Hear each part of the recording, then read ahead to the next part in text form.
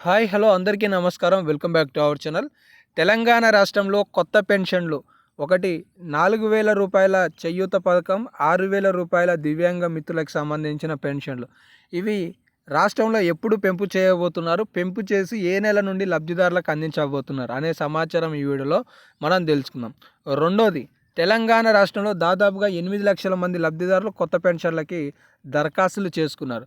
మరి ఈ 8 లక్షల మంది లబ్ధిదారులకి ప్రభుత్వం కొత్త పెన్షన్లను ఎప్పుడు మంజూరు చేయనుంది, ఏ నెల నుండి ఇవ్వబోతుంది, ఇస్తే పాత పెన్షన్లు ఇస్తుందా, కొత్త పెన్షన్లు ఇస్తారా అనే సమాచారం. ఇక మూడోది, ఈ నెలకి సంబంధించి రావాల్సిన పెన్షన్లు, అంటే ఉదాహరణకి ఆల్రెడీ ఏప్రిల్ మొదటి వారంలో చాలామందికి మార్చిలో అందని పెన్షన్లను ప్రభుత్వం అందజేసింది.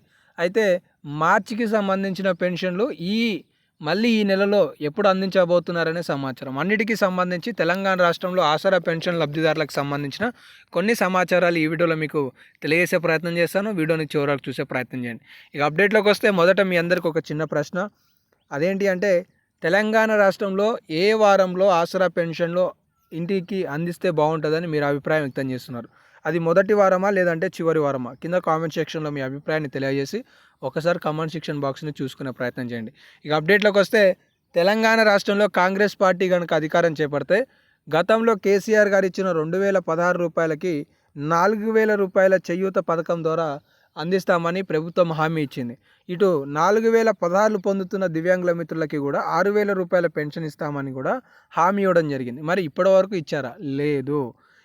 మరి ఎప్పుడు ఇవ్వబోతున్నారు అనే దానికి సంబంధించి నిపుణుల అభిప్రాయాల గురించి మాట్లాడుకున్నట్లయితే, తెలంగాణ రాష్ట్రంలో వాస్తవానికి ఇప్పుడు 42 లక్షల మంది లబ్ధిదారులు ఆసరా పెన్షన్లు పొందుతున్నారు. వీరికి ప్రభుత్వం ప్రతి నెల సుమారుగా 1,000 కోట్ల రూపాయలను కేటాయిస్తున్నట్టుగా సమాచారం తెలుస్తుంది. ఈ 42 లక్షల మందిలో 5 లక్షల మంది దివ్యాంగుల మిత్రులు 4,016 రూపాయలు పొందుతున్నారు.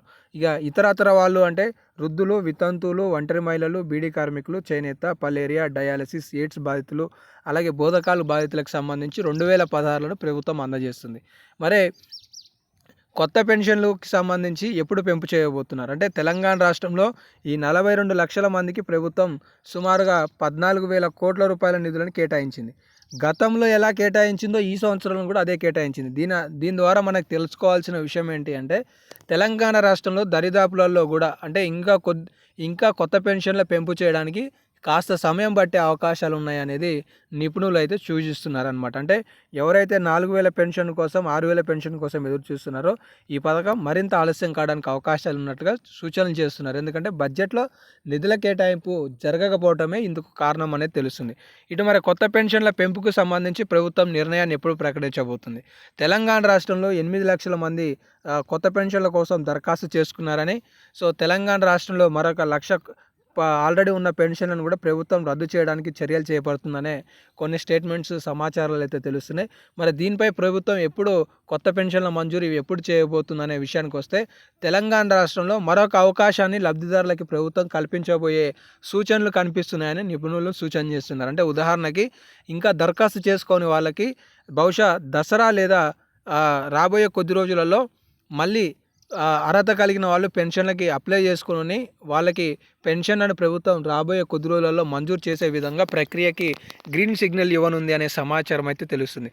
ఇక మొత్తానికి ఈ మార్చికి సంబంధించిన పెన్షన్లను ప్రభుత్వం ఎప్పుడు తీసుకురాబోతుందనే విషయం గురించి మాట్లాడుకుంటే, తెలంగాణ రాష్ట్రంలో ప్రతి నెల చివరిలో పెన్షన్లు అనేవి అందిస్తున్నారు. ఈ నెలలో కూడా వీలైతే ఈ నెల చివరిలో కానీ లేదంటే వచ్చే నెల మొదటి వారంలో కానీ పెన్షన్లు ఇచ్చే అవకాశాలు అయితే అవుపిస్తున్నాయి. సో ఇవైతే తెలంగాణ రాష్ట్రంలో కొన్ని అప్డేట్స్ ఉన్నాయి. మీకు ఏమైనా డౌట్స్ ఉంటే కామెంట్ సెక్షన్లో కామెంట్ చేయండి. తదుపరి వీడియోలలో తెలియజేసే ప్రయత్నం చేస్తాను. ధన్యవాదాలు.